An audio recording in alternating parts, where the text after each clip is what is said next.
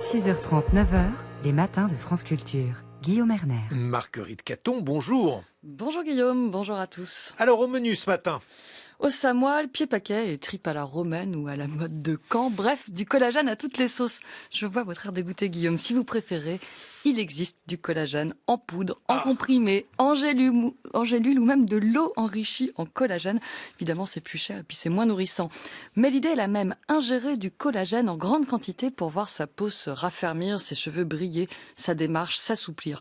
Parmi les nombreuses potions de l'industrie parapharmaceutique et cosmétique moderne, le collagène occupe une place de choix, porté par des stars et des influenceuses.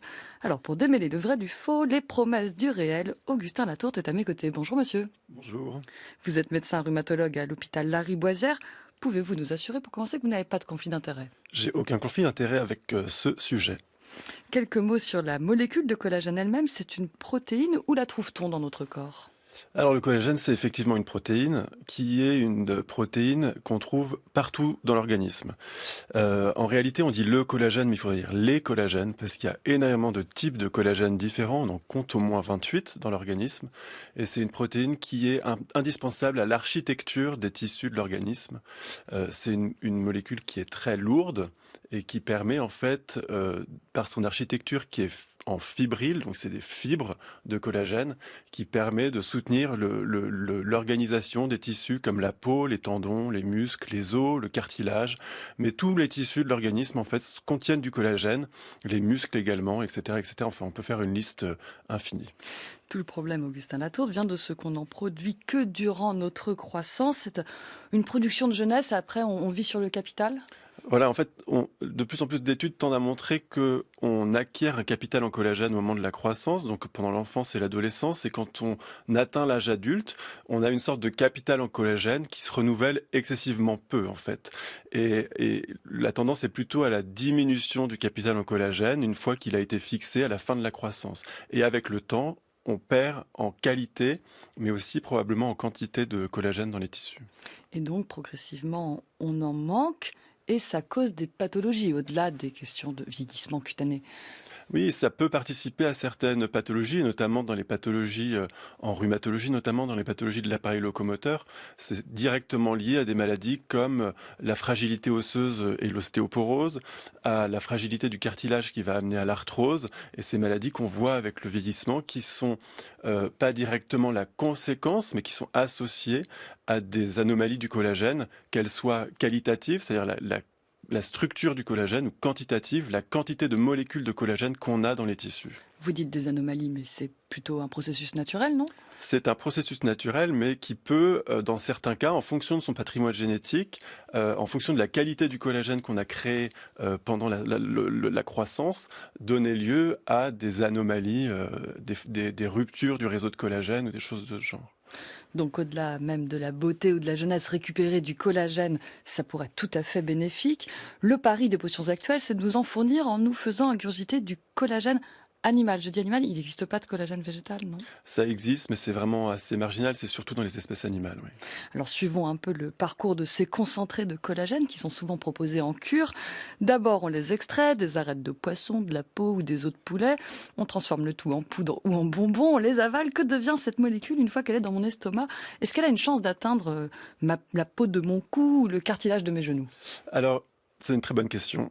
Et le collagène, il faut voir que c'est une très grosse molécule dans son état naturel.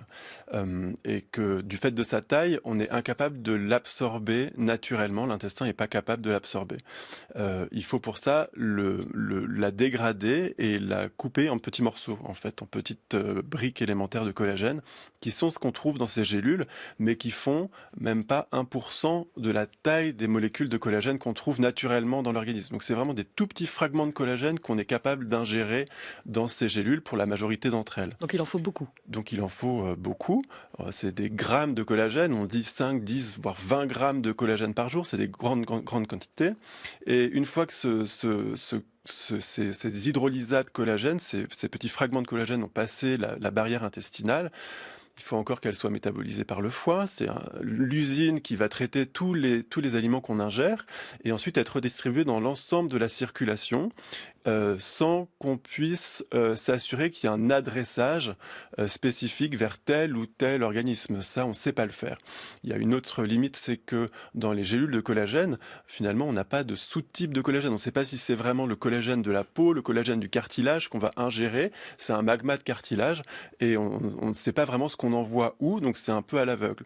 Donc c'est pour ça qu'il faut des grosses quantités parce que il faut que ça atteigne le tissu. Mais il y a quand même des études qui tendent à montrer que quand on mange du collagène, ça puisse atteindre le cartilage, atteindre la peau, etc. parce que ça se distribue partout, y compris dans ces tissus-là. Mais c'est une petite partie de ce qu'on ingère. Donc c'est aléatoire, mais c'est possible. C'est possible.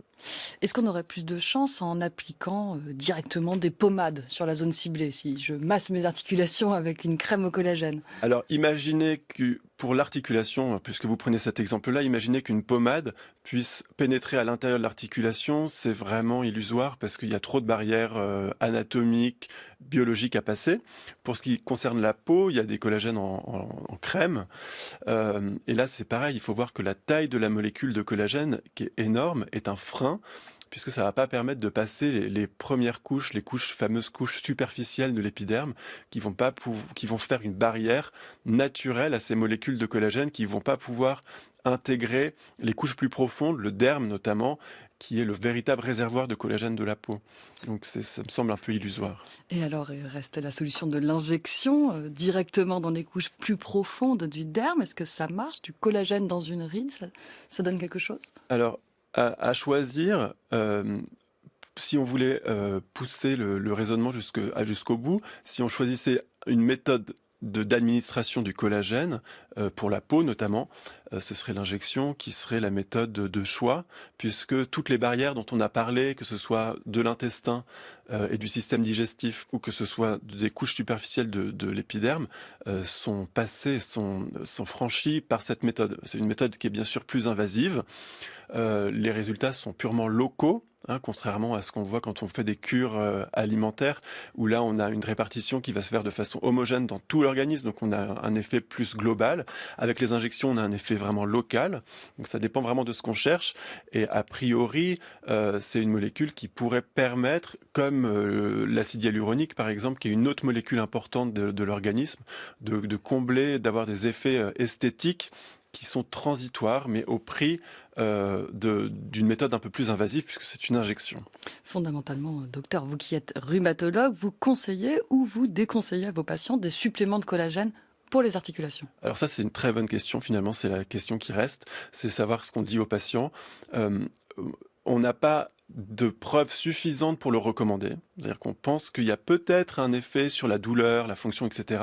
Mais on n'a pas non plus de preuves que c'est nocif. Et donc, dans ce domaine-là, je suis incapable de le recommander, mais je suis incapable aussi de le déconseiller.